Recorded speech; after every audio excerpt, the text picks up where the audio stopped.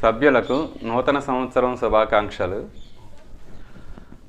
పంచవీరభద్ర విశ్వవిద్యాలయం 4వ సంవత్సరం కోర్సులో భాగంగా దైవీ ప్రణాళిక ప్రకారం ఈ 2024 సంవత్సరంలో ప్రపంచ రాజకీయ ఆర్థిక రంగాల్లో ఏర్పడనున్న విప్లవాత్మకమైన పరిస్థితులు, ఈ అంశం గురించి కొన్ని విషయాలను మీతో షేర్ చేసుకోబోతున్నాను. మనము విశ్వాన్ని ఏ విధంగా ప్రభావితం చేయగలమో తెలుపవలసినది విశ్వవిద్యాలయము, యూనివర్సిటీ ఎడ్యుకేషన్ అంటారు మాస్టర్కి.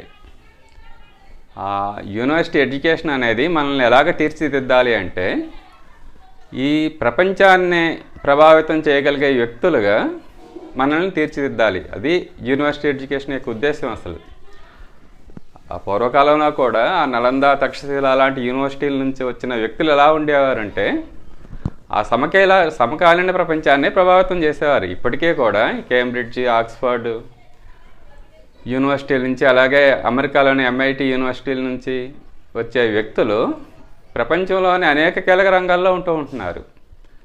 చేత యూనివర్సిటీ ఎడ్యుకేషన్ అనేది ఏం చేయగలగాలి అంటే, మనల్ని ప్రపంచాన్ని ప్రభావితం చేయగలిగే వ్యక్తులుగా తీర్చిదిద్దాలి. పూజ్య గురుదేవులు పండిత శ్రీరామశర్మ ఆచార్య యొక్క పంచవీరభద్రులు, వీరభద్రులు అంటే సూక్ష్మ శరీరాలు, గురుదేవుల యొక్క 5 సూక్ష్మ శరీరాలు దైవీ ప్రణాళికకు అనుగుణ్యంగా ప్రపంచాన్ని ఏ విధంగా మారుస్తున్నారో ఆ 5 సూక్ష్మ శరీరాలు, 5గురు వీరభద్రులు, ఈ విషయాలను తెలియచేయడం ఈ పంచవీరభద్ర విశ్వవిద్యాలయం యొక్క ముఖ్య ఉద్దేశం. అంచేత దైవీ ప్రణాళికని, ఈ పంచవీరభద్రులు, ఈ పంచ సూక్ష్మ శరీరాలు అందజేసే ప్రేరణని మనం అవగాహన చేసుకుంటే, ఈనాటి ప్రపంచాన్ని నడిపిస్తున్న కీలకమైన వ్యక్తులకు మనం మార్గదర్శనం చేయడమే కాకుండా, వాళ్ళని గైడ్ చేయడమే కాకుండా, మనం కూడా ప్రపంచ స్థాయి నాయకులుగా మారుతాం. ఈ పంచవీరభద్ర విశ్వవిద్యాలయం పేరుతో 5 సంవత్సరాల కోర్సుని మాస్టర్కి అందజేయమన్నారు. ఈ 5 సంవత్సరాల కోర్సు ఏ విధంగా ఉండాలి అంటే, పూజ్య గురుదేవుల పండిత శ్రీరామశర్మ ఆచార్య తన 5గురు వీరభద్రులతో ఈ ప్రపంచ నేతల యొక్క అంతరంగాలను మార్చి ఒక నూతన యుగాన్ని తీసుకొస్తానని చెప్పడం జరిగింది. ఆయన ఏ విధంగా ఈ నూతన యుగాన్ని తీసుకొస్తారు, ఏ విధంగా వాళ్ళ అంతరంగాలను ప్రేరేపిస్తారు అనే విషయాలని 5 సంవత్సరాల కోర్సులో భాగంగా తెలియజేయమని మాస్టర్కి చెప్పడం జరిగింది. ప్రస్తుతం 4వ సంవత్సరం కోర్సు నడుస్తుంది. 2020లో ఈ 5 సంవత్సరాల కోర్సును ప్రారంభించడం జరిగింది. చేత ఈ 5 సంవత్సరాల కోర్సులో 2 విషయాలను మనం బాగా అవగాహన చేసుకోవాలి. ఒకటి దైవీ ప్రణాళిక, డివైన్ ప్లాన్. 2, ఈ డివైన్ ప్లాన్కి అనుగుణంగా ఈ గురుదేవుల యొక్క పంచవీరభద్రులు ప్రపంచాన్ని ఏ విధంగా డివైన్ ప్లాన్కి అనుగుణంగా మారుస్తున్నారు, ఈ 2 విషయాలని మనం బాగా అవగాహన చేసుకోవాలి. ఇంతకీ ఏమిటా డివైన్ ప్లాను, ఏమిటా దైవీ ప్రణాళిక అంటే, శ్రీకృష్ణుడి యొక్క శిష్టరక్షణ కార్యక్రమంలో భాగంగా ఆయన యొక్క దుష్ట శిక్షణ కార్యక్రమం కౌరవ సంహారం అనేది మనం అనేక సార్లు చెప్పుకున్నాం. అదేవిధంగా ఆయన యొక్క శిష్టరక్షణ కార్యక్రమం ఏంటి అంటే, భూమిని స్వర్గంగా మార్చడం. ఈ భూమిని స్వర్గంగా మార్చడానికి ఆయన 5000 సంవత్సరాల యొక్క దైవీ ప్రణాళికను అందజేసి హిమాలయాలను ఋషిమండలికి ఆయన శరీరం వదలడం జరిగింది. ఈ శ్రీకృష్ణుడి నిర్యాణ నుండి ప్రారంభమైన ఈ 5000 సంవత్సరాల దైవీ ప్రణాళిక ప్రకారం ఈ శతాబ్దం చివరి నాటికి భూమి స్వర్గంగా మారబోతోంది. భూమి స్వర్గంగా మారటం అంటే, ఇప్పటికే మనకి భూమి మీద స్వర్గీయ సౌఖ్యాలన్నీ అందుబాటులో ఉన్నాయి. స్వర్గీయ సౌఖ్యాలు కాదు, భూమి స్వర్గంగా మారాలి. స్వర్గంగా మారాలి అంటే మనిషి స్వర్గీయ సౌఖ్యాలను పొందడం కాదు, అమరత్వాన్ని పొందాలి. అంటే మృత్యువును దాటగలగాలి. స్వర్గమాని దేన్ని అంటామంటే దేవతలు ఉన్న స్థానం. దేవతలు అంటే అమరులు. చేత మనం మృత్యువును దాటగలగాలి. సాధారణ మనిషి కూడా మృత్యువును దాటినప్పుడే భూమి స్వర్గంగా మారుతుంది. చేత మనిషి మృత్యువును దాటాలండి అంటే అతనిలో డివినిటీ పెరగాలి, దైవత్వం పెరగాలి. దైవత్వం పెరిగినప్పుడే, అతని దేవతగా మారినప్పుడే భూమి స్వర్గంగా మారుతుంది. చేత మనిషిలో ఈ దైవత్వం ఎప్పుడు ఎక్కువగా ఉంటుంది, ఏ యుగంలో ఎక్కువగా ఉంటుంది అంటే సత్యయుగంలో ఉంటుంది. మనం 4 యుగాలు చెప్పుకుంటాం: సత్యయుగం, త్రేతాయుగం, ద్వాపరయుగం, కలియుగం అని. కలియుగంలో ఈ సత్యం అనేది, ఈ డివినిటీ అనేది మనిషిలో చాలా తక్కువగా ఉంటుంది. సత్యయుగంలో చాలా ఎక్కువగా ఉంటుంది. భూమి స్వర్గంగా మారాలి అంటే సత్యయుగం యొక్క పునరాగమనం జరగాలి. చేత శ్రీకృష్ణుడి యొక్క ఆ శిష్టరక్షణ కార్యక్రమంలో భాగంగా, ఈ డివైన్ ప్లాన్లో భాగంగా హిమాలయాల్లో ఉన్న ఋషిమండలి భూమి మీద సత్యయుగాన్ని సత్యంగా పునరాగమనాన్ని జరిపించడానికి గత 5,000 సంవత్సరాలుగా వాళ్ళు ప్రయత్నం చేస్తూ ఆ సత్యయుగం యొక్క వాతావరణం ఎప్పుడు నుంచి ప్రారంభం అవుతుంది అంటే ఒక యుగసంధి కాలం అని పేర్కొన్నారు పూజ్య గురుదేవుల పండిత శ్రీరామశర్మ ఆచార్య. 1980 నుండి 2020 వరకు ఈ 40 సంవత్సరాల కాలాన్ని ఈ కలియుగానికి సత్యయుగానికి మధ్య ఉన్న యుగసంధి కాలంగా ఆయన పేర్కోవడం జరిగింది. ఆ 1980 నుండి సత్యయుగం యొక్క ఆవిర్భావం భూమి మీద ప్రారంభమై ఈ 2020 నాటికి అది పూర్తి స్థాయికి చేరుకుంటుంది. చేరుకుని ఆ సత్యయుగం యొక్క వాతావరణాన్ని 2025 నాటికి మనం చాలా స్పష్టంగా చూస్తాము అని ఆయన చెప్పడం జరిగింది. అంటే ఇప్పుడున్న కాలం ఎలాంటిది అంటే సత్యయుగం, సత్యంగా మాట్లాడితే మాత్రమే మనం భూమి మీద ఉండగలుగుతాం. అటువంటి వ్యక్తులకి మళ్ళీ ప్రాముఖ్యత వస్తుంది. ఇప్పుడు ఎలా ఉంది అంటే కలియుగం ఎలా ఉంటుందంటే సత్యం మాట్లాడలేం, మనకు అది అలవాటు అయిపోయింది. పిల్లల తల్లిదండ్రులతో సత్యం మాట్లాడలేరు, మనం పెద్దవాళ్ళు ప్రక్క వాళ్ళతో సత్యం మాట్లాడలేరు. ఎక్కడా ఈ సత్యం అనేది చెల్లుబాటు కావట్లేదు ప్రస్తుతానికి మనకి. కానీ సత్యయుగం యొక్క వాతావరణం ఎలా ఉంటుందంటే సత్యం మాత్రమే చెల్లుబాటు అవుతుంది. అందుకు సత్యయుగం అంటారు దాన్ని. సత్యయుగం మాత్రమే, సత్యం మాత్రమే, ఆ ట్రూత్ మాత్రమే చెల్లుబాటు అయ్యే ఆ పరిస్థితులు, వాతావరణం ఆ 2025 నాటికి స్పష్టంగా గమనిస్తుంది. అసత్యము లేదా ఈ కలి అనేది చాలా గందరగోళాలకి, అశాంతులకి దారితీస్తుంది అని చాలా స్పష్టంగా చెప్పడం జరిగింది పూజ్య గురుదేవులు. రానున్న రోజులు ఎలా ఉంటాయి అంటే ఎవరైతే సత్యాన్ని ఆశ్రయించుకుంటారో సత్యాన్నాస్తి పరోధర్మ అంటాం కదా, పూర్తిగా ధర్మబద్ధంగా ఉన్న వ్యక్తులు మాత్రమే, 4th డైమెన్షన్లో ఉన్న వ్యక్తులు మాత్రమే భూమి మీద నివసిస్తారు అని మాస్టర్కి కూడా చాలా స్పష్టంగా చెప్పడం జరిగింది. అంటే ఇప్పుడున్న అసత్య వాతావరణానికి ఆ సత్య వాతావరణానికి ఉన్న తేడాలో సత్యమే జయిస్తుంది. ఈ సత్యయుగమే యొక్క లక్షణాలతో మాత్రమే మనుషులు అభివృద్ధి చెందుతారు అనే ఈ పరిస్థితులు 2025 నాటికి మనం స్పష్టంగా చూస్తామని మా పూజ్య గురుదేవులు చెప్పడం జరిగింది. మాస్టర్కి వీళ్ళిద్దరూ కూడా చెప్పడం జరిగింది. ఈ ప్రస్తుతం రకరకాల అనారోగ్యాలతో మనం ఉన్నప్పటికీ, రకరకాల మానసిక అశాంతులతో ఉన్న గ్లోబల్ వార్మింగ్, ఈ శారీరక అనారోగ్యాలు, మానసిక అశాంతి, గ్లోబల్ వార్మింగ్, వీటితోటి మనం ఎటు ప్రయాణం చేస్తున్నాము అంటే మహావినాశనం దిశగా ప్రయాణం చేస్తున్నాం. కానీ మహావినాశనం దిశగా ప్రయాణం చేస్తూ కూడా మనం అభివృద్ధి వైపే ప్రయాణం చేస్తున్నాం అనుకుంటున్నాం. మనం మహావినాశనం వైపు వెళుతున్నాం అనే భావన ఎవరికీ లేదు. శారీరకంగా చూస్తే అనారోగ్యాలు, శారీరక పటుత్వాలు లేవు, మానసిక అశాంతులు, వాతావరణ కాలుష్యం, గ్లోబల్ వార్మింగ్, పరిస్థితులు ఏవి సజావుగా లేవు. అయినప్పటికీ కూడా మనం ఏమనుకుంటున్నాము అంటే డెవలప్ అవుతున్నాం, అభివృద్ధి చెందుతున్నాం అనుకుంటున్నాం. ఈ భావనకు కారణం ఏంటంటే ఆ సత్యయుగ వాతావరణమే. మనకు ఒక 1 కోటి రూపాయలు ఆస్తుందనుకోండి, 10 లక్షలు ఎక్కడో నష్టపోయాం. 10 లక్షలు నష్టపోయినా సరే మనం గందరగోళం పడిపోం, బాధ ఉంటుంది. కానీ మన వెనకాతలు ఇంకో 1 కోటి రూపాయలు ఉంది కదా. అంచేత ఎంత అశాంతుల వైపు మనం వెళుతున్నా, ఎంత అనారోగ్యాల వైపు మనం వెళుతున్నా, ఎంత మహావినాశనం వైపు వెళుతున్నా మన వెనకాతల సత్యయుగ వాతావరణం ఉంది కాబట్టి మనం ఉజ్వల భవిష్యత్తు వైపే వెళుతున్నాం అనుకుంటున్నాం. దానికి కారణం ఇప్పుడు ఆల్రెడీ ఉన్న సత్యయుగ వాతావరణమే. ఈ సత్యయుగ వాతావరణం యొక్క ప్రభావంతో ఈ 2025 నాటికే ఈ మహావినాశనం తీసుకువెళుతున్న ఈనాటి జీవిత విధానం, ఈనాటి వ్యవస్థలు ప్రాచుర్యాన్ని కోల్పోతాయి అని, భూమిని స్వర్గంగా మార్చే ఆ వ్యవస్థలు ప్రాచుర్యాన్ని పొందుతాయి అని మనం అనేక సార్లు గుర్తు చేసుకోవడానికి ప్రయత్నం చేస్తున్నాం. ఈ 2025 నాటికే భూమిని స్వర్గంగా మార్చే వ్యవస్థలు ప్రాచుర్యం పొందాలి అంటే ఇప్పుడున్న ప్రాచుర్యంలో ఉన్న జీవిత విధానం, ఇప్పుడు ప్రాచుర్యంలో ఉన్న రాజకీయ, ఆర్థిక, శాస్త్ర, కళా, సాహిత్య రంగాల యొక్క విధానాలు అవి తొలగిపోయి, అవి ప్రాచుర్యాన్ని కోల్పోయే విప్లవాత్మకమైన పరిస్థితులు ఈ సంవత్సరంలోనే ఏర్పడలేదు. 2025 అంటే వచ్చే సంవత్సరమే. 2025లోనే అటువంటి వాతావరణాన్ని సత్యమే జయిస్తుంది, సత్యాన్నే మనం అనుసరించాలి అనే భావన మనుషుల్లో రావాలి అంటే, అటువంటి ఫీలింగ్ మనలో రావాలి అంటే ఇప్పుడున్న జీవిత విధానం, ఇప్పుడున్న ఈ వ్యవస్థలు ఇవన్నీ తొలగిపోయే ఆ పరిస్థితులు, అటువంటి విప్లవాత్మకమైన పరిస్థితులు 2024లోనే ఏర్పడాలి.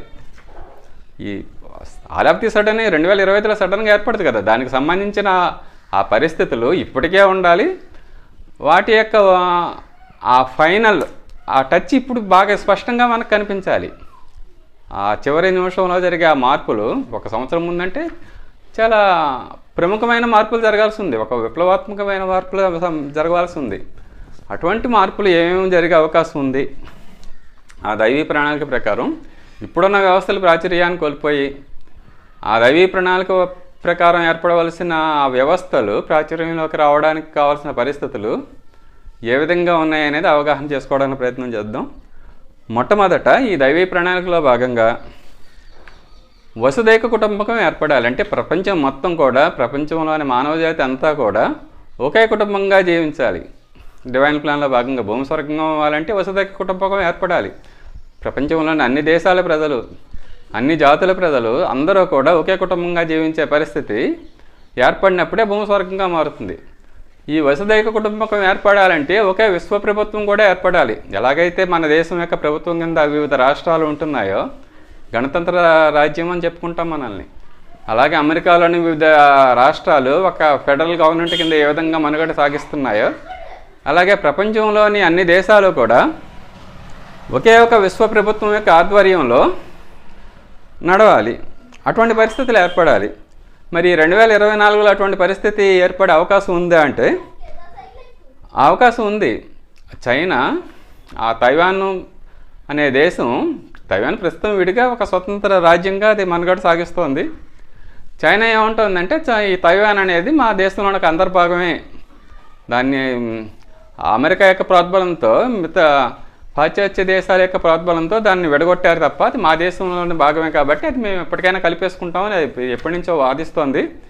ఈ మధ్య ఆ తైవాన్ని కలిపేసుకుంటాం అనే ఈ వాదనని చైనా తరచుగా లేవనెత్తుతోంది. 2-3 రోజుల క్రిందట కూడా ఆ చైనా ప్రెసిడెంట్ జిన్పింగ్ చాలా స్పష్టంగా చెప్పింది, చైనాని మా దేశంలో విలీనం చేసుకోవడాన్ని ఎవరు అడ్డుకోలేరు అని.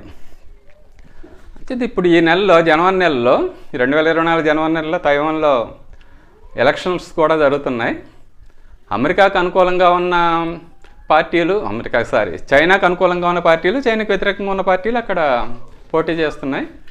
ఒకవేళ చైనాకు వ్యతిరేకంగా ఉన్న పోటీలు ఆ జాతీయవాదంతో అక్కడ నెగ్గడం జరిగితే గ్యారంటీగా చైనా తైవాన్ మీద దాడి చేసే అవకాశాలు ఉన్నాయని చాలామంది అంచనా వేస్తున్నారు. ఇటీవల మన రఘురామ్ రాజన్ కూడా, మాజీ ఆర్బీఐ గవర్నర్ అయిన, చైనా తైవాన్ మీద దాడి చేసే అవకాశం ఉంది, అప్పుడు ఆర్థిక రంగంలో చాలా సంక్షోభం ఏర్పడే అవకాశం ఉంది, దానికి కూడా మన దేశం సిద్ధంగా ఉండాలని చెప్పడం జరిగింది. ఒకవేళ ఈ చైనా పరిస్థితులు, అవకాశాలు చాలా ఎక్కువగా ఉన్నాయి. చైనా తైవాన్ యుద్ధం కనుక ప్రారంభమైతే ఈ యూనివర్సల్ గవర్నమెంట్, విశ్వ ప్రభుత్వాన్ని స్థాపించడానికి ఆ ప్రయత్నాలు మొదలయ్యే అవకాశం చాలా ఎక్కువగా ఉంది. ఎందుకంటే ఆ చైనా తైవాన్ యుద్ధం ఏర్పడితే అది ఒక ప్రపంచ యుద్ధంగా మారుతుంది. మొదటి ప్రపంచ యుద్ధం తర్వాత నానాజాతి సమితి ఏర్పడింది, అనేక దేశాలతో కలిపిన ఒక కూటమి ఏర్పడింది. అలాగే రెండవ ప్రపంచ యుద్ధం తర్వాత ఐక్యరాజ్య సమితి ఏర్పడింది. ఇప్పుడు చైనా తైవాన్ యుద్ధం అంటూ మొదలైతే అది ప్రపంచ యుద్ధంగా మారి ఒకే విశ్వ ప్రభుత్వాన్ని స్థాపించే పరిస్థితులు ఈ 2024లో జరిగే అవకాశం చాలా ఎక్కువగా ఉంది. ఈ డివైన్ ప్లాన్ ప్రకారం ఈ ఒకే విశ్వ ప్రభుత్వం ఏర్పడమే కాకుండా ప్రపంచ రాజకీయ రంగంలో రావాల్సిన ఒక ప్రముఖమైన మార్పు ఏంటి అంటే, ప్రస్తుతం ఉన్న ఈ డెమోక్రసీ స్థానంలో ప్రస్తుతం చైనాలో అమల్లో ఉన్న ఒకే ప్రజాపార్టీ తరహా పరిపాలన, రాజకీయ పాలన ప్రాచుర్యాన్ని పొందుతుంది అని పూజ్య గురుదేవులు చాలా స్పష్టంగా చెప్పడం జరిగింది. ఇప్పుడు డెమోక్రసీ చాలా ప్రాచుర్యంలో ఉంది. కానీ డివైన్ ప్లాన్ ప్రకారం డెమోక్రసీ కాకుండా ఇన్ని రకరకాల పార్టీలు కాకుండా ఒకే ఒక పార్టీ మాత్రమే రానున్న రోజుల్లో దేశాన్ని, ఆయా ప్రాంతాలని రూల్ చేస్తుంది. అంచేత అటువంటి మార్పు ఒకటి జరగాల్సి ఉంది దైవీ ప్రణాళిక ప్రకారం. ఈ 2024లో అటువంటి మార్పు జరిగే అవకాశం ఉందంటే చాలా స్పష్టంగా ఉంది కూడా. ఇప్పటికే ప్రపంచ రాజకీయ ఆర్థిక రంగాల్లో అమెరికా, యూరప్ దేశాలు ఒక కూటమిగా, చైనా, రష్యా ఒక కూటమిగా ఒక 2 కూటములు ఏర్పడడం జరిగింది. ఒక 5-6 సంవత్సరాల క్రిందట కనుక మనం చూసుకుంటే ప్రపంచంలో అమెరికా యొక్క ఆధిపత్యమే ఉండేది. కానీ ప్రస్తుతం ఎలా అయిందంటే, ముఖ్యంగా 2021లో 2 సంవత్సరాల క్రిందట రష్యా ఉక్రెయిన్ మీద దాడి చేసిన తర్వాత ఒకే ప్రజా పార్టీ తరహా, నిరంకుశ పాలన తరహా ఉన్న ఆ రష్యా, చైనా ఒక కూటమిగా ఏర్పడితే అమెరికా, దాని మిత్ర దేశాలు ఒక కూటమిగా ఏర్పడ్డాయి. ఆ కూటమిలో 2 కూటముల మధ్య చాలా స్పష్టంగా ప్రచ్ఛన్న యుద్ధం, ఇండైరెక్ట్ యుద్ధం జరుగుతుంది ప్రస్తుతం. ఇటీవల పాలస్తీనా, ఇజ్రాయెల్ కారణంగా ఈ అరబ్ దేశాలు కూడా ఈ రష్యా, చైనా కూటమికి చాలా దగ్గర అవడం మొదలైంది. చేత ఇప్పుడు ప్రపంచంలో ఒక చాలా స్పష్టంగా 2 కూటములు ఏర్పడున్నాయి. ఒకటి ఏంటంటే డెమోక్రసీ, ఇజ్రాయెల్ పాలస్తీనా మీద దాడి చేసినప్పుడు బైడెన్ చెప్పడం కూడా జరిగింది, ఇజ్రాయెల్ ఇప్పుడు గెలిచి తీరాలి, హమాస్ని అంతం చేసి తీరాలి, లేకపోతే డెమోక్రసీ ఓడిపోతుంది అని. రష్యా ఉక్రెయిన్ యుద్ధాన్ని, అలాగే ఇజ్రాయెల్పై ఈ పాలస్తీనా యుద్ధాన్ని కూడా బైడెన్ ఏ విధంగా వివరించడం జరిగిందంటే ఇది నిరంకుశత్వానికి ప్రజాస్వామ్యానికి మధ్య జరుగుతున్న యుద్ధంగా ఆయన అభివర్ణించడం జరిగింది. కానీ దైవీ ప్రణాళిక ప్రకారం ఈ డెమోక్రసీ కాకుండా ఆ నిరంకుశ పాలన అనుకోవచ్చు దాన్ని. ఒకే ఒక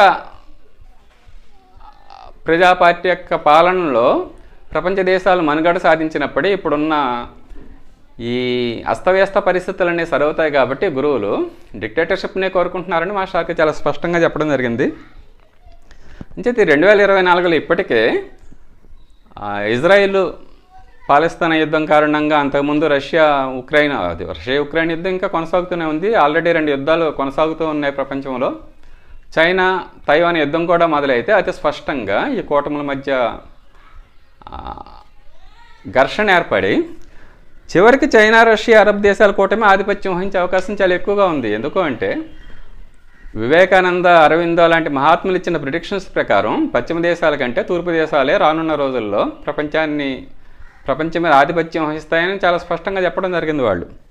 అంటే చైనా, అరబ్ దేశాల కూటమి ఈ అమెరికా, యూరప్ దేశాల కూటమి మీద ఆధిపత్యం వహించి ఈ చైనా, రష్యా లాంటి దేశాల్లో ఈ నిరంకుశ అధికారం, ఆ నిరంకుశ పాలన ప్రాచుర్యంలో ఉంది. కాబట్టి ఆ డిక్టేటర్షిప్ పాలన కాకపోయినా ఆ ఒకే ప్రజా పార్టీ లాంటి పాలన ప్రాచుర్యంలో పొందే అవకాశం చాలా ఎక్కువగా ఉంది. అటువంటి పరిస్థితులు ఏర్పడే అవకాశం 2024లో చాలా ఎక్కువగా ఉన్నాయి.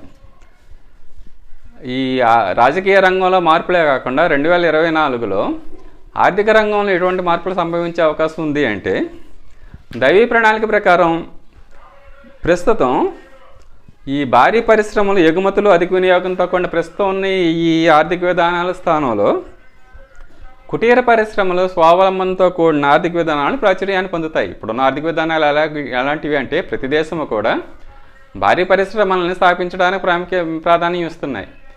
ఆ భారీ పరిశ్రమల ఆధారంగా ఎక్కువ ఉత్పత్తి చేసి ఎక్కువ వస్తువుల్ని వాటిని అధికంగా దేశీయంగా అధికంగా వినియోగించడానికి, విదేశాలకు ఎగుమతులు చేయడానికి ప్రతి దేశము కూడా ప్రాధాన్యత ఇస్తున్నాయి. కానీ రానున్న రోజుల్లో ఎలా ఉంటుందంటే ఎగుమతులకి ప్రాధాన్యత ఉండదు. ప్రతి దేశము కూడా ఎగుమతులకి దిగుమతులకి ప్రాధాన్యం లేకుండా ప్రతి దేశం కూడా ఆ స్వావలంబన, స్వయంగా తనకు కావాల్సిన వస్తువులను తానే తయారు చేసుకోవడానికి ప్రాధాన్యత ఇస్తుంది. ఈ రష్యా, ఉక్రెయిన్ యుద్ధం కారణంగా రష్యా మీద పశ్చిమ దేశాలు అనేక ఆంక్షలు పెట్టాయి. అప్పటి వరకు ఆయిల్, ఈ ప్రాకృతిక వనరులను ఎక్స్పోర్ట్ చేసే రష్యా తనకు కావాల్సిన వస్తువులను తయారు చేసుకోవడానికి ప్రయత్నాలు మొదలుపెట్టింది.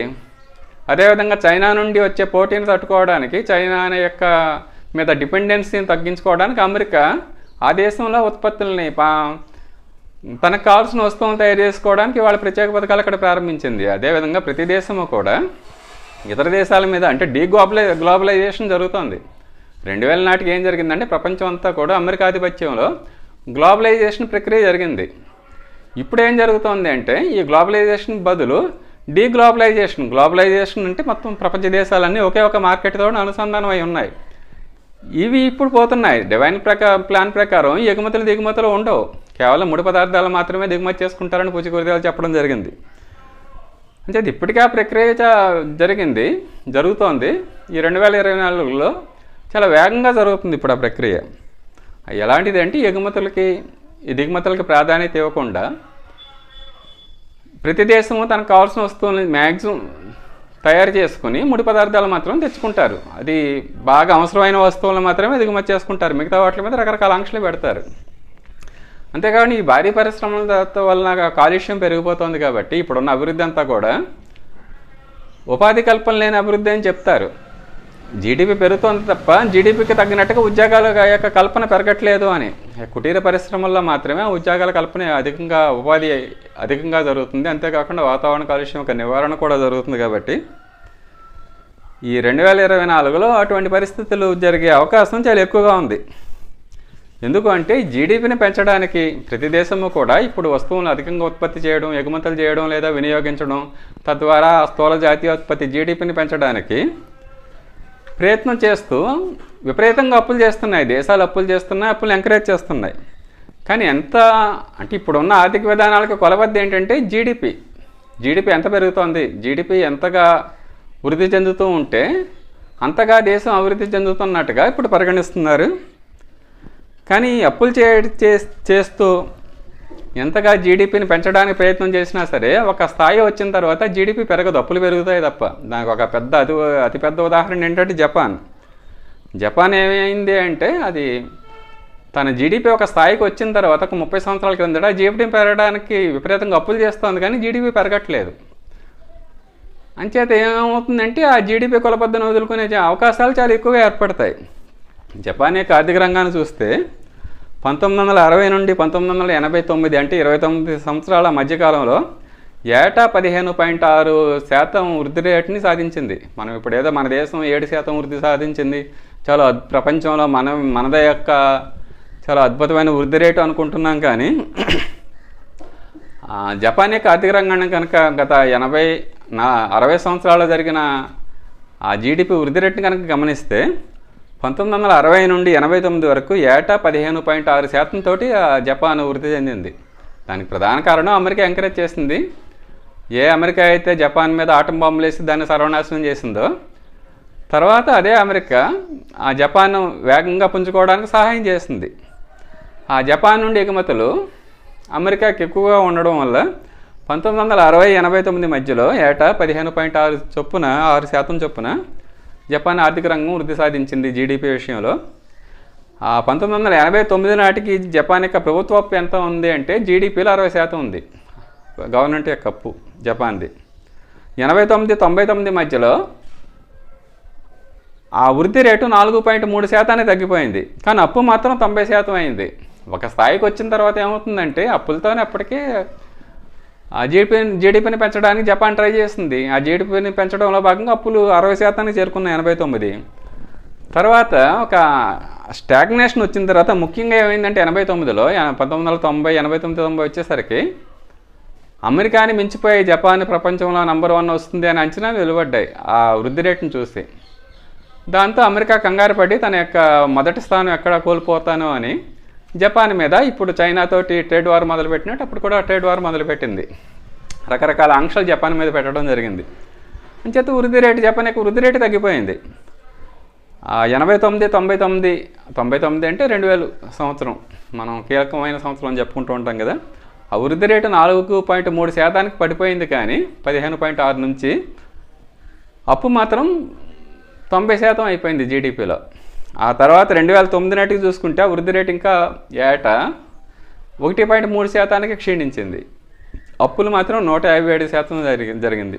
2019 నాటికి ఏంటంటే అసలు వృద్ధి లేదు కదా, తగ్గుతుంది ఇప్పుడు దాని జీడిపి, జపాన్ యొక్క జీడిపి. అప్పు మాత్రం 200% అయింది 2019 నాటికి. ఇప్పుడు ప్రజెంట్ 2023లో దాని జీడిపి అంచనా ఏంటంటే అది -0.5% దాని జీడిపి క్షీణిస్తుంది అని అంచనా. అప్పు మాత్రం 2026% ఉంటుంది అని. ఈ జపాన్ విషయంలో అప్పులు పెరుగుతున్నాయి, జీడిపి తగ్గిపోతుంది.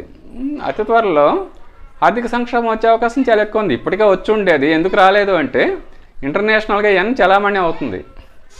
ఎన్ని ఎక్కడైనా మార్చుకోవచ్చు. అంచేత జపాన్ యొక్క కరెన్సీ పేరు ఎన్ అంటే ఆ జపాన్ కరెన్సీలో చాలామంది ఏం చేస్తారంటే చాలా 0% వడ్డీకి అక్కడ అప్పు దొరుకుతుంది జపాన్లో.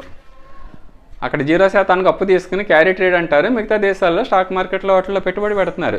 అది ఇంటర్నేషనల్గా ఒక పెద్ద వ్యాపారం జరుగుతుంది. ఇప్పుడు ఏదైనా తేడా వస్తే మొత్తం జపాన్ సర్వనాశనం అయిపోతుంది. మాస్టర్కి ఇచ్చిన ఒక ప్రిడిక్షన్ కూడా ఉంది 99లోనే ఆయన జపాన్ సర్వనాశనం అవుతుంది, అమెరికా సర్వనాశనం అవుతుంది అన్నారు ఆయన. జపాన్లో అటువంటి పరిస్థితులు చాలా స్పష్టంగా ఉన్నాయి. అప్పు విపరీతంగా పెరుగుతున్నాయి, జీడిపి తగ్గిపోతుంది. రెండవది ఆ ఎన్ వాల్యూ కూడా ఇటీవల విపరీతంగా పడిపోతుంది. ఒక స్థాయికి మించి ఎన్ వాల్యూ పడిపోతే సడన్గా ఇప్పుడు శ్రీలంక వచ్చే పరిస్థితి జపాన్కి వస్తుంది. జపానే కాదు, ప్రపంచంలోని అన్ని దేశాలు కూడా ఈ జపాన్ తరహా ఆర్థిక మాంద్యంలోకి జారుకుంటున్నాయి నెమ్మదిగా. అమెరికా యొక్క ఆర్థిక రంగాన్ని కనుక మనం చూసినట్లయితే 1960-89 మధ్యలో 8.4% చొప్పున అది దాని జీడిపి పెరిగింది అమెరికాది. ఇప్పుడు మనం 7.6, 7.5 ఎక్కువ అనుకుంటున్నాం, కానీ 29 సంవత్సరాల పాటు అమెరికా యొక్క జీడిపి ఎలా ఉంది అంటే ఏటా 8.4% చొప్పున పెరిగింది అమెరికాది. 89 నాటికి అమెరికా యొక్క అప్పు ఎంత ఉందంటే 39%. జపాన్ అదే సంవత్సరం 60% ఉంటే అమెరికా అప్పు మాత్రం 39% ఉంది. తర్వాత 10 సంవత్సరాల 1999 నాటికి ఆ వృద్ధి రేటు తగ్గింది. 8.4 నుంచి 5.5% తగ్గింది అమెరికా యొక్క వృద్ధి రేటు. అప్పు కూడా స్టాండర్డ్గా ఉంది, 39 నుంచి ఇంకా కొంచెం తగ్గింది కూడా 38 2000 నాటికి. కానీ 2000 సంవత్సరంలో ఏమైందంటే అక్కడ .com క్రైసిస్ అని ఒక ఆర్థిక సంక్షోభం వచ్చింది. ఆ తర్వాత ఇరాక్ ఆఫ్ఘనిస్తాన్ యుద్ధాల వల్ల 2008 ఆర్థిక సంక్షోభం వల్ల 2009 వచ్చేసరికి ఏమైందంటే అమెరికా యొక్క అప్పు 76% చేరుకుంది. కానీ ఆల్మోస్ట్ రెట్టింపు అయింది 1999కి 2009, అంటే 10 సంవత్సరాల కాలంలో జీడిపితో పోల్చుకుంటే అమెరికా యొక్క అప్పు రెట్టింపు అయింది. కానీ వృద్ధి రేటు మాత్రం 5.5 నుంచి 4.2% తగ్గిపోయింది. ఆ తర్వాత జరిగిన 10 సంవత్సరాల్లో 2019 నాటికి వృద్ధి రేటు 4% ఉంటే అప్పు మాత్రం 101% పెరిగింది. అంటే ఆ 2008 ఆర్థిక సంక్షోభం తర్వాత అమెరికా ఏం చేస్తుంది అంటే ఆ వృద్ధి రేటును నిలబెట్టడానికి ఆ 4% వృద్ధి రేటును నిలబెట్టడానికి విపరీతంగా అప్పు చేస్తుంది. అప్పుల ద్వారా ఆ వృద్ధి రేటును నిలబెట్టడానికి ప్రయత్నం చేస్తుంది. కానీ ఏమవుతుందంటే జపాన్కి వచ్చే పరిస్థితి ఇప్పటికే కనిపిస్తోంది. అక్కడ ప్రస్తుతం 2023లో అమెరికా వృద్ధి రేటు 2.5% తగ్గితే అప్పు 121% చేరుకుంటుందని అంచనా వేస్తున్నారు. కానీ 2020లో కరోనా వైరస్ వచ్చినప్పుడు అమెరికా విపరీతంగా డబ్బును మార్కెట్లో కుమ్మరించడం వల్ల ప్రస్తుతం తాత్కాలికంగా వృద్ధి రేటు అక్కడ ఉంది, కానీ ఒక అతిపెద్ద ఆర్థిక సంక్షోభం అమెరికాలో వచ్చే అవకాశం ఉందని కూడా చాలామంది విశ్లేషకులు చెప్తున్నారు. అమెరికా ఆర్థిక రంగం కూడా ఎలా ఉంది అంటే అప్పులు పెరుగుతున్నాయి, వృద్ధి రేటు తగ్గుతూ ప్రస్తుతం 2.5 దగ్గర ఉంది. ఈ 2024లో ప్రపంచ ఆర్థిక మందం ఏర్పడుతుందని అనేక విశ్లేషణలు ఉన్నాయి. ఇది ఇంకా బాగా క్షీణించే అవకాశం ఎక్కువ ఉంది. చైనా యొక్క ఆర్థిక రంగాన్ని చూసినట్లయితే 1960-1989 మధ్యలో ఏటా 6% వృద్ధి రేటు ఉంది చైనాది. ఆ 89-99 మధ్యలో అమెరికా యొక్క ప్రోద్బలం వల్ల చైనా యొక్క వృద్ధి రేటు 12% పెరిగింది. ఏటా 12% చొప్పున జీడిపి పెరిగింది. అప్పులు 22% ఉన్నాయి 1999 నాటికి చైనావి. 99-2009 మధ్యలో 10 సంవత్సరాల కాలంలో చైనా యొక్క వృద్ధి రేటు ఎంత అంటే 17%. ప్రభుత్వం అప్పు 35% పెరిగింది. తర్వాత 10 సంవత్సరాలు 2019 నాటి చూసుకుంటే వృద్ధి రేటు 11% తగ్గితే అప్పు మాత్రం 60% అయింది. ప్రస్తుతం చైనా యొక్క వృద్ధి రేటు ఎలా ఉంది అంటే 5%కి ఈ గత సంవత్సరం 2023లో 5% వృద్ధి రేటు ఉంటుందని, అప్పులు మాత్రం 83% చేరుకుంటుంది అని అంచనాలు ఉన్నాయి. అంచేత చైనా యొక్క ఆర్థిక రంగం కూడా ఎలా ఉంది అంటే అప్పులు పెరుగుతున్నాయి, జీడిపి క్షీణిస్తుంది. బ్రిటన్ ఆర్థిక రంగం కూడా అంతే. 1960-89 మధ్యలో 8.9% వృద్ధి రేటు ఉంది. అంటే ఇవన్నీ కూడా ఇప్పుడు మనం ఎలాగ మన దేశం 7% వృద్ధి రేటు చాలా అద్భుతంగా మనం డెవలప్ అవుతున్నాం అనుకుంటున్నాము. అన్ని దేశాలు ముఖ్యంగా అభివృద్ధి చెందిన దేశాలు 89-90 వరకు అలాగే ఉన్నాయి. వాటి జీడిపీలు క్షీణించడం మొదలైంది. బ్రిటన్ యొక్క ఆర్థిక రంగం 89 నాటికి 8.9% వృద్ధి రేటుతో ఉంటే అప్పు 42% ఉంది. తర్వాత 10 సంవత్సరాలు 99 నాటికి వృద్ధి రేటు 6.2% క్షీణిస్తే అప్పు అలాగే స్టాండర్డ్గానే ఉంది. కానీ 2009 నాటికి ఆ వృద్ధి రేటును నిలబెట్టడానికి బ్రిటన్ ట్రై చేయడం వల్ల, ముఖ్యంగా 2008 అమెరికా ఆర్థిక సంక్షోభం వల్ల వార్షిక వృద్ధి 3.7% తగ్గిపోతే ప్రభుత్వం అప్పు 63% పెరిగింది. 2019 నాటికి 1.7% అతి తక్కువ వృద్ధి రేటుకి క్షీణిస్తే వృద్ధి రేటు అప్పు 105% పెరిగింది. గత సంవత్సరం కూడా బ్రిటన్ యొక్క జీడిపి వృద్ధి రేటు 1.5% ఉంటుందని అంచనాలు ఉన్నాయి. బ్రిటన్ యొక్క ఆర్థిక రంగం కూడా ఎలా ఉంది అంటే అప్పు పెరుగుతోంది, జీడిపి క్షీణిస్తోంది. ఫ్రాన్స్ యొక్క ఆర్థిక రంగం కూడా అంతే. 1960-89 మధ్యలో 10% వార్షిక వృద్ధి రేటు ఉంటే అప్పు 34% ఉంది. 2019 నాటికి ఆ వృద్ధి రేటు ఎంత క్షీణించిందంటే 0.1%, ఆల్మోస్ట్ వృద్ధి లేదు. ప్రభుత్వం యొక్క అప్పు మాత్రం 97% పెరిగింది. ఈ 2023 అంచనా కూడా అంతే, వృద్ధి రేటు 0.1% ఉంటుంది, అప్పు మాత్రం 112% అవుతుంది అని. ఈ అభివృద్ధి చెందిన దేశాల్లో జర్మనీది కొంచెం విలక్షణమైన పరిస్థితులు ఉన్నాయి. అక్కడ 89 వరకు వృద్ధి రేటు 6.7% ఉంటే ప్రభుత్వం యొక్క అప్పు 50% ఉంది. 2009 నాటికి వార్షిక వృద్ధి రేటు 4.5% తగ్గిన ప్రభుత్వం అప్పు 73% పెరిగింది. 2009-2019 మధ్యలో వృద్ధి రేటు క్షీణించినప్పటికీ కూడా ప్రభుత్వం అప్పు పెంచుకోలేదు. రాబోయే రోజుల్లో ప్రపంచ దేశాలు ఇంకా వృద్ధి రేటుకి ప్రాముఖ్యత జర్మనీ ఆ పని చేయగలిగింది. ఆల్రెడీ వృద్ధి రేటు 1.3% తగ్గిపోయినా సరే అప్పును పెంచుకోలేదు, ఇంకా తగ్గించింది. 73% నుంచి 60%కి అప్పు తగ్గింది. ఈ 2023 అంచనా వృద్ధి రేటు 1% తగ్గుతుంది, అప్పు మాత్రం 65% ఉంటుందని. ఈ కరోనా వైరస్ కారణంగా గత 3 సంవత్సరాలు కొంచెం అప్పు పెంచింది, కానీ ఆర్థిక రంగంలో ఒక సిస్టమేటిక్గా ఉండడానికి జర్మనీ ప్రయత్నం చేస్తుంది. మన దేశం యొక్క ఆర్థిక రంగం పరిస్థితి చూసుకుంటే 89 వరకు 1960 నుంచి 89 వరకు 7.4% వృద్ధి రేటు ఉంది. ఇప్పుడు మనం 7% వృద్ధి సాధిస్తున్నాం, గొప్ప అనుకుంటున్నాం, కానీ మనం డెవలప్ అవ్వలేదు, అనామకులుగా ఉన్నాం అనుకున్న కాలంలోనే 89 వరకు 29 సంవత్సరాల పాటు 7.4% వార్షిక వృద్ధి ఉంది మన దేశంది. ప్రభుత్వం అప్పు 89 నాటికి 70% ఉంది. 89-99 మధ్యలో వృద్ధి రేటు 4.5%కి తగ్గిన అప్పు పెరగలేదు. ఎందుకంటే మనం 91లో ఆల్రెడీ ఆ అప్పుల వల్ల ఇబ్బంది పడ్డాం కాబట్టి, బంగారాన్ని తాకట్టు పెట్టే పరిస్థితి ఏర్పడింది కాబట్టి అప్పులను పెంచే సాహసం ఆ ప్రభుత్వాలు చేయలేదు 89 వరకు. 89 కాదు, ఆ 2000 వార్షిక వృద్ధి రేటు 2004 వరకు తక్కువగానే ఉన్నా అప్పు ఇంకా తగ్గింది కూడా 2004కి. తర్వాత మన్మోహన్ సింగ్ ప్రభుత్వం వచ్చిన తర్వాత ఈ మళ్ళీ వార్షిక వృద్ధి రేటుని పెంచడానికి అప్పులు పెంచడం మొదలైన 2009 నాటికి పరిస్థితి ఏంటంటే 72% ఉంది మన యొక్క అప్పు జీడిపితో పోల్చుకుంటే. వృద్ధి రేటు మాత్రం 11.3% చేరుకుంది. 2019 వచ్చే నాటికి 7.8% తగ్గింది. ప్రభుత్వం అప్పు 75% పెరిగింది. ఈ 2019 తర్వాత మళ్ళీ మిగతా ప్రపంచ దేశాలలాగానే మన దేశం కూడా ముఖ్యంగా ఈ కరోనా వైరస్ కారణంగా అప్పుని విపరీతంగా పెంచుతూ ఆ జీడిపిని పెంచడానికి ప్రయత్నం చేస్తోంది. కానీ ప్రస్తుతం మన యొక్క వృద్ధి రేటు 6.5% ఉంటే అప్పు 90% అయింది. రాబోయే కొన్ని సంవత్సరాల్లో 100% దాటేస్తుంది. భారతదేశం అప్పుల పరంగా చాలా ఇబ్బంది పడుతుందని ఇటీవల IMF కూడా హెచ్చరించడం జరిగింది. మొత్తం మీద ఏంటంటే ప్రపంచ దేశాలన్నీ కూడా అప్పులతో జీడిపిని పెంచడానికి ప్రయత్నం చేస్తున్నాయి, కానీ ఆ జీడిపి వృద్ధి రేటు పెరగట్లేదు.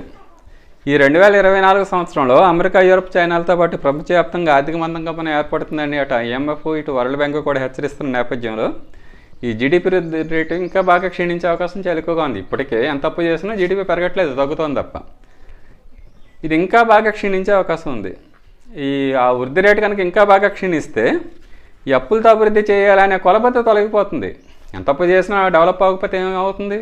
సంక్షోభం వచ్చే అవకాశం ఉంది. కాబట్టి మనం విధానాలు మార్చుకోవాలనే ఆ చర్చ ఆ ప్రభుత్వ రంగ వర్గాల్లో స్టార్ట్ అవుతుంది. అంచేత ఇప్పుడున్న ఆర్థిక విధానాలను పూర్తిగా మార్చుకోవాల్సిన అవసరం ఏర్పడుతుంది. కానీ ఇప్పుడున్న ఈ డెమోక్రాటిక్ పరిపాలనా విధానంలో ఇప్పుడున్న ఆర్థిక విధానాలని వృద్ధి రేటు పెంచడాన్ని, అప్పులతో డెవలప్మెంట్ చూపించడాన్ని మార్చుకోలేరు. మార్చుకుంటే నెక్స్ట్ ఎలక్షన్లో ఓట్లు పడవు.